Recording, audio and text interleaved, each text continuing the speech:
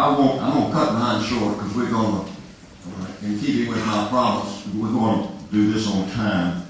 But I want to show you a commercial that was pulled off of the internet from BMW that epitomizes where we would like the skills and creativity of our workforce to reach over the next decade.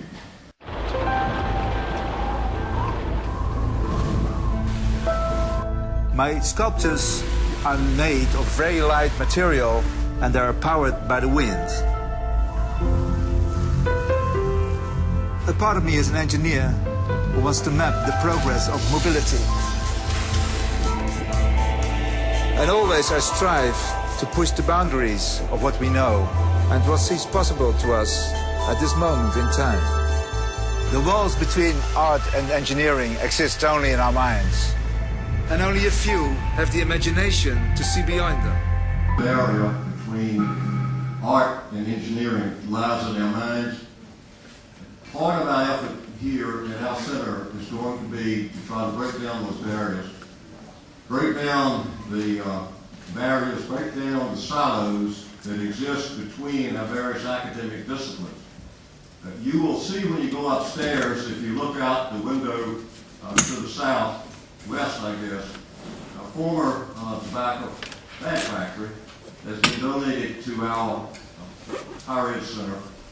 And in there, we have aspirations for, have commenced to seek funding for, the renovation of that former tobacco bag factory owned by American Tobacco Company. To put in there in one large room these disciplines: visual arts,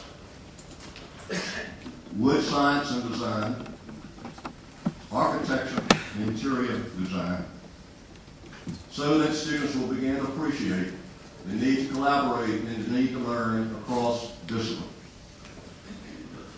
Our emphasis on education is, in this community is not reached lightly. And I'm going to skip ahead very, very quickly. I'll run this way. There's our mission. We have to operate through partnerships. After 18 months of study, we concluded that our signature piece here ought to be, and will be, the business of art and design. And we have had the full support of the governing board of our foundation and the governing board of our center.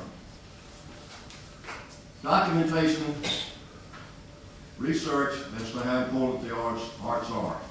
Can rural America do without making itself creative?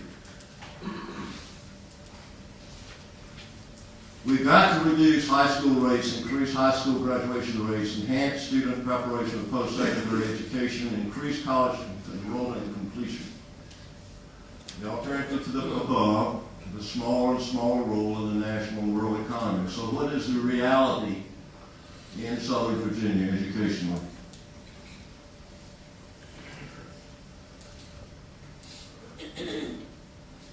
Over some 20-some counties have a total population of 548,000 people, widely dispersed over a large geographical area. But take a look at those demographics. Look at the number of high school graduates 25 years old, only 26% statewide, 81%. Many of you are familiar with this, and it's extreme poverty throughout our region. Some pockets go through generation after generation. Current unemployment rates, this region, just in these three counties here, have lost over 6,000 jobs between Mecklenburg, Halifax, Pennsylvania, Danville, and Marshall, and Henry counties over the past 4 or 5 years. This slide here shows you where the wealth is, where the poverty is, by census tracts. You will hear from some of our speakers today about their outreach efforts.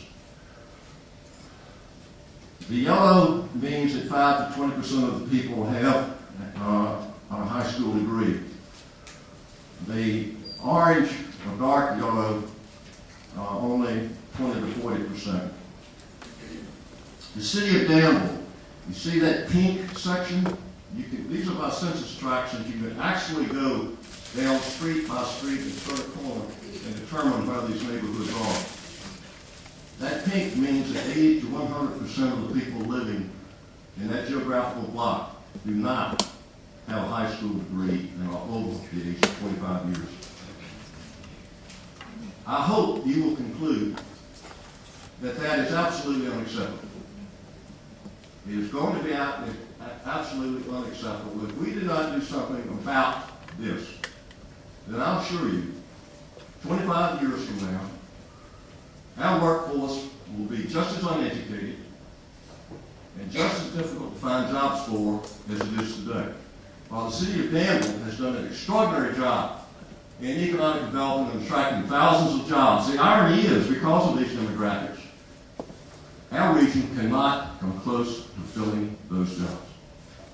So ladies and gentlemen, the business we are about and the business of art and design is a very serious business. Now I will stop here so we can proceed with our presenters and the folks that are really the reason that we're here to hear from. It is my distinct pleasure to introduce to you one of my favorite people, and I've only met 2 or 3 times. And Monica Hayslip is Executive Director of the Little Black Pearl in Chicago, Illinois. Patricia Ward and Amy Lamberts and I went to Chicago to look at the arts and design scene in that great city. We were blessed to see some extraordinary opportunities that their adults, their artists, and their children have. And it makes the skin crawl sometimes when you realize that by the sheer fact of living in a rural area where expectations may be low and the will is less, that those opportunities are not available. It is our purpose here today to try to persuade you to see that we end that disparity. Monica, if you would please come up. We are delighted to have you. I can't believe we actually got you here, and we're proud of you.